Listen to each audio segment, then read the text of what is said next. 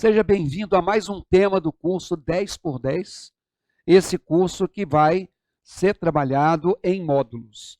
O presente módulo é o módulo de classe de palavras. Se você abrir um edital da banca IBFC, um dos itens vai ser classe de palavras, genericamente falando.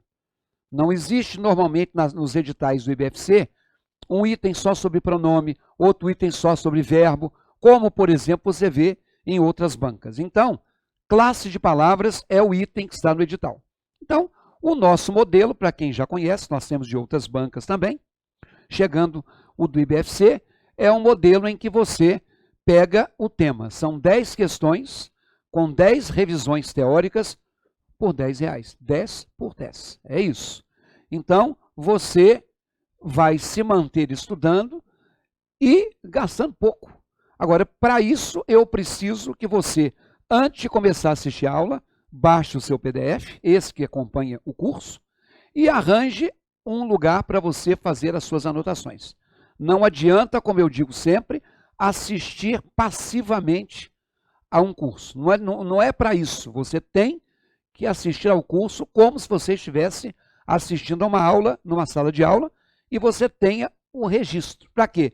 Para você, terminada essa sessão, terminadas essas 10 questões, mesmo que você pegue de outra banca, você já pega questões com a mesma cara dessas questões que você viu, para que você treine.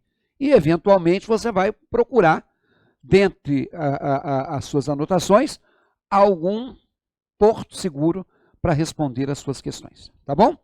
A partir de agora, cada aula vai ter uma duração diferente. Por quê? A duração da aula é o tempo que eu preciso para fazer a minha exposição. Então, vai haver aulas maiores e vai haver aulas menores.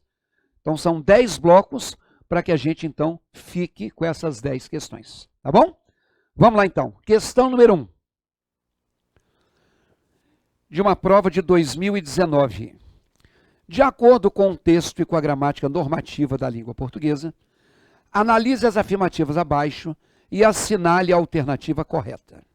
Aí você tem 3 frases. E a pergunta, e aí depois você tem 4 combinações. Tá? Você vai ver qual delas é a correta.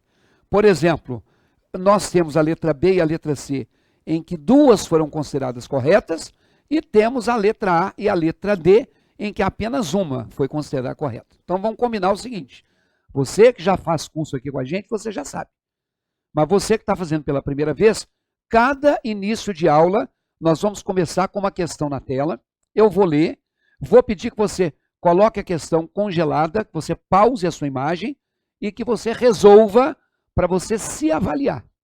Então vai lá, coloque a questão na tela, dê um stop aí, faça uma pausa e pense no que você marcaria com o seu conhecimento prévio. Vai lá. Muito bem, meu amigo. Nós temos, então, esse tema de classes de palavras. As classes de palavras são objeto de estudo da morfologia. Morfos significa forma. Então, cada palavra tem a sua forma, a sua característica, o seu comportamento. Então, a morfologia estuda as classes gramaticais, que são 10. Então, nós temos o artigo, o substantivo, o adjetivo, o advérbio, são as 4 mais comuns. Depois nós temos o pronome e o verbo. Então, artigo, substantivo, adjetivo, advérbio, pronome, verbo. Temos o numeral, temos a conjunção, temos a preposição e temos a interjeição. São 10 classes gramaticais.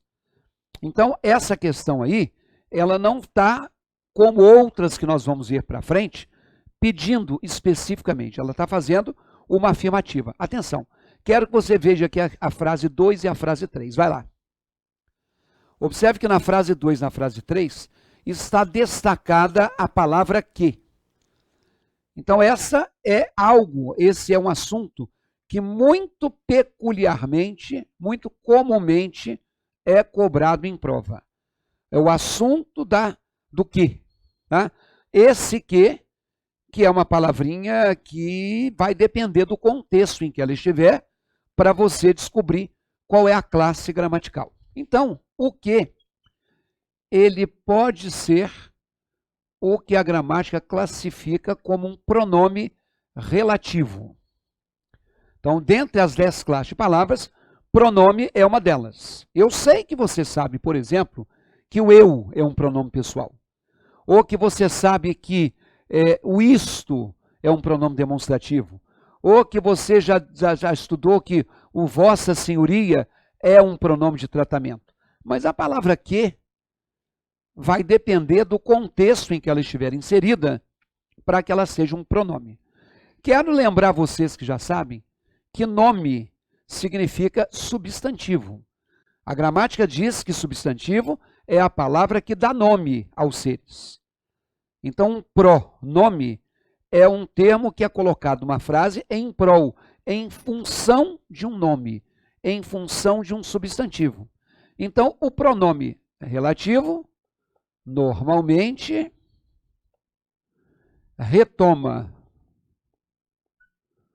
um antecedente substantivo. Retomar, gente, é pegar uma coisa que já foi falada. Então, eu acho até que a expressão retomar o antecedente é meio redundante. Mas o que é pronome relativo? Todas as vezes que ele retomar um substantivo anterior. Então, por exemplo, o assunto que estudei é complexo. Então, quando eu falo o assunto que estudei é complexo, observem que esse que aqui está, tem um antecedente à palavra assunto. A palavra assunto, você está vendo ali, antes dela tem o artigo o. Então, lembrando a você que já sabe, e informando a quem não sabe ou já esqueceu, toda palavra determinada por um artigo é um substantivo. Ó, nós estamos falando de classe gramatical. Substantivo é uma das classes gramaticais. É a palavra que é ou que pode ser precedida por um artigo. E aí, esse que retoma um substantivo, esse que é um pronome relativo. Ele retoma um nome. É como se eu dissesse assim, olha, o assunto é complexo. Estudei o assunto. Esse que retoma a palavra assunto, que é um substantivo, portanto ele retoma um nome, logo ele é um pronome. Isso aqui é pronome relativo. Vá lá na tela comigo, por favor. A frase 2 diz assim: a expressão destacada no trecho a seguir. A entrada e saída de dados que recebemos.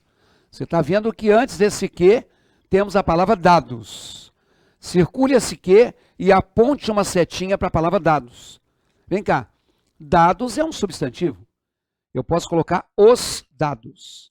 Então, esse que está retomando o substantivo dados. Na tela, ele, portanto, é um pronome relativo. E a frase 2 diz que ele é uma conjunção integrante. Então, a frase 2 está incorreta. Se a frase 2 está incorreta, a resposta já não é a letra C.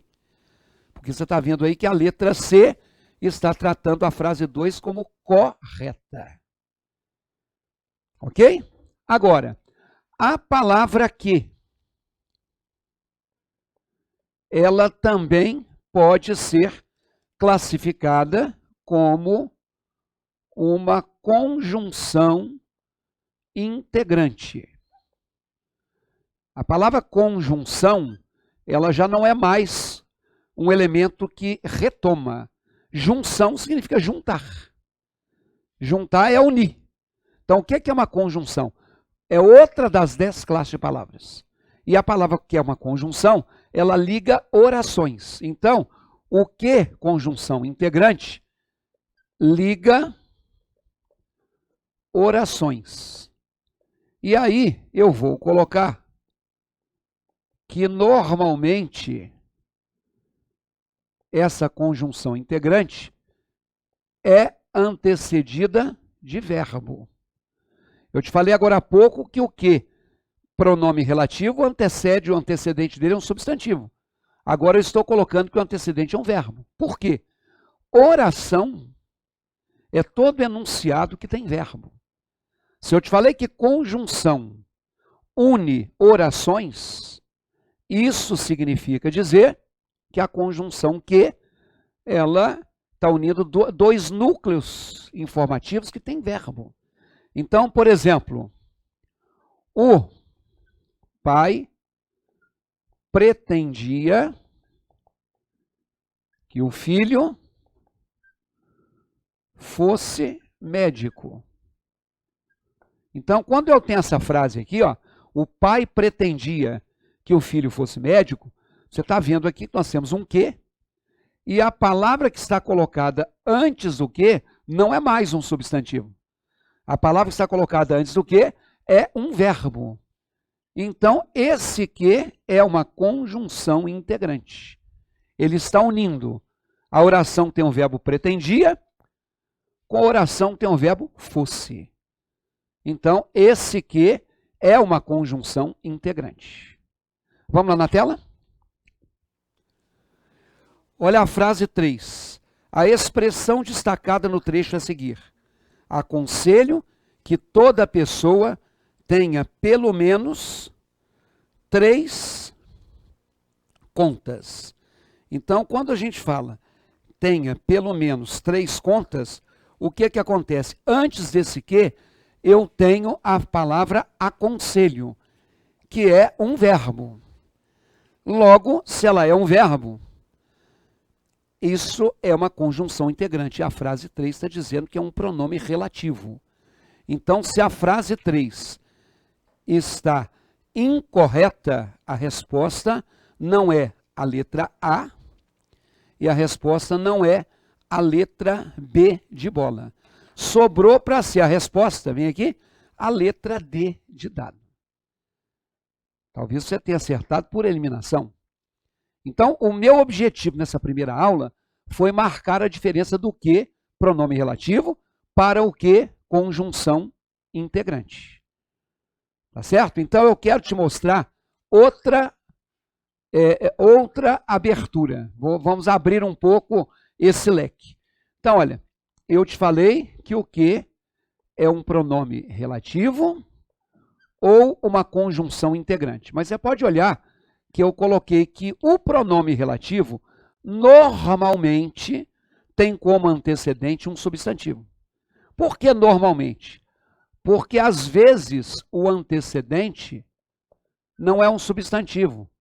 Às vezes o antecedente pode ser um pronome. Então você já anotou a frase com substantivo. Agora você vai anotar a frase com pronome. Aqui, ó. Não sei quem era aquele que veio com o Paulo. Quando eu falo que eu não sei quem era aquele que veio com o Paulo, antes desse que, nós temos a palavra aquele.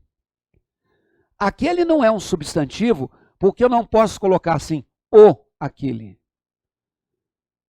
Aquele é um pronome, algum dia você já decorou, com certeza, chamado pronome demonstrativo.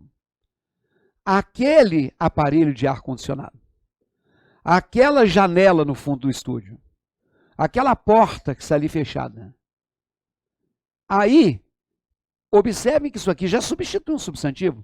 Eu não sei quem era o rapaz que veio. Eu não sei quem era o funcionário que veio.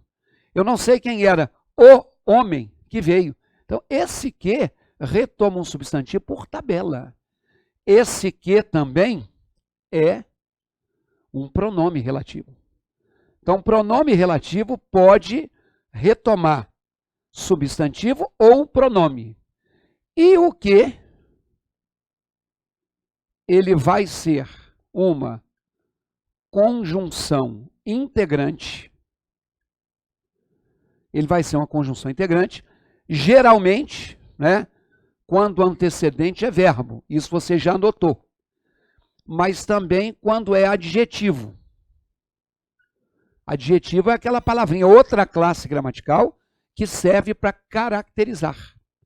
Então, quando eu falo assim, é importante que você entenda isso. Então, na frase, é importante que você entenda isso, observe que nós temos aqui um que, cujo antecedente é a palavra importante. Ao dizer que um homem é importante, eu estou caracterizando esse homem. Que um documento é importante, eu estou caracterizando esse documento. Então, isto aqui é um adjetivo.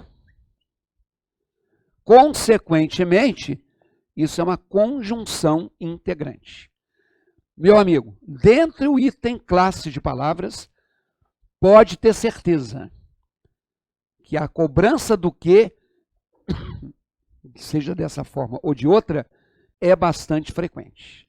Sobrou a frase 1, vamos ver a frase 1, que é a única verdadeira. As expressões em destaque no trecho a seguir. Estar familiarizado com a tecnologia da informação é tão necessário quanto foi no passado. Aí eles colocaram o tão e o quanto.